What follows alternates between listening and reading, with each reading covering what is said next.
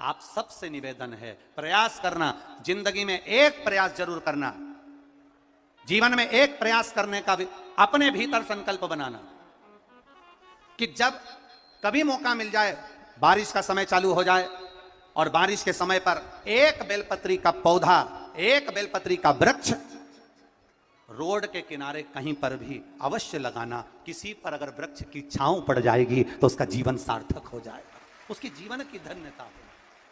अगर रोड के किनारे नहीं लगा सकते तो कहीं ऐसी जगह लगाना जहां कोई पथिक के सिर पर बेलपत्री के वृक्ष की छांव पड़ जाए। इतना कितना कहा गया है शिव महापुराण के अंतर्गत, कितना वर्णन करा गया। 1000 अश्वमेध यज्ञ कर लो, 1,00,000 सर्वतोमुखी यज्ञ कर लो, भारत की भूमि के सारे तीर्थ कर लो,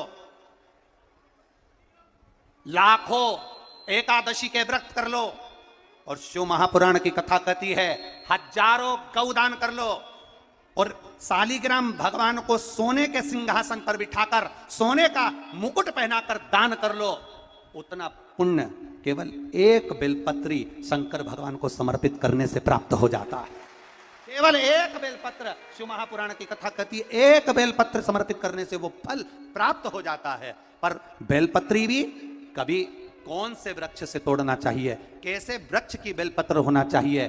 कई लोग जरा जरा सा बेलपत्री का वृक्ष होता है, उस बेलपत्री के वृक्ष की बेलपत्र तोड़ लेते हैं, उस बेलपत्री के वृक्ष की बेलपत्र तोड़कर शंकर भगवान को समर्पित कर देते हैं। ना ना, बेलपत्री का वृक्ष कैसा होना चाहिए, जिस बेलपत्री के वृक्ष की छांव हम पर पड़ रही हो, जो हमारे मस्तक से नहीं, हमारे दोनों हाथ खड़े होने के बाद हम ऊंचा करें और उस पर भी उस बेलपत्री की पत्तियां स्पर्श ना कर पाए, हमारे हाथ पर भी बेलपत्री के वृक्ष की छांव हो। ऐसे बेलपत्री के वृक्ष की पत्ती तोड़कर शिव को चढ़ाई जाती है। ये नहीं कि छोटा सा बेलपत्री का पौधा तुम्हारे घर में लगाए, गमले में लगाए, उसी की पत्ती तोड़कर भगवान को चढ़ाते जाओ, तो ये हम पुण्य नहीं कर रहे, ये हम पाप कर रहे हैं। हमारे ऊपर बेलपत्री की छांव हो और उसकी पत्तियां ली जाए, तब तोड़कर भगवान शिव को समर्पित करी जाए, तब वो पुण्य प्रावधान करती है।